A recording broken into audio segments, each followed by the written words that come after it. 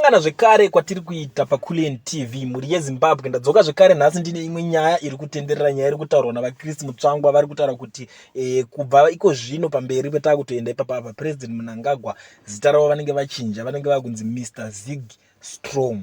Atizive kuti kuchinja kuzita kwamutungamiriri wenyika kuno strengthen, kune zvakunobatsira pakuchinja, pakusimbisana kwemari. Nekuti pana panyaya iri kunetsa panapa ndeyekuti vanhu ndo vane doubt yeZig. Saka tototi aiwa, imimi munenge muchiti idhi huchika, saka mune makuti Mr. Zig Strong, mune makuti vanenge kushandisa rimwe zita. Hamene kuti kuda kuchikidzira economy here, kana kuti kuda kuchikidzira zvinhu kuti zviite, kana kuti mari yacho kuti isimbe. Nekuti vanhu vanenge vachiti iye murume wacho pachake akasimba, ari strong, saka vanoda kunzi Mr. Zig Strong. Handisi kuziva muri Zimbabwe kuti imets dzipi dzavanenge vachitiitisa, but regedza timboona, nekuti pari zvino ndo zita nyowani revari kunzi vatotanga kuda kushandisa pamberi apa. Ndo vhidhiyo kabuda kachitaurwa na Chris Mutsvangwa, kana kuti vaChris Mutsvangwa. Handizivi kuti ndovati honorable here kana kuti ndovati kudii, asi ndo mashoko avabuda vachitaura.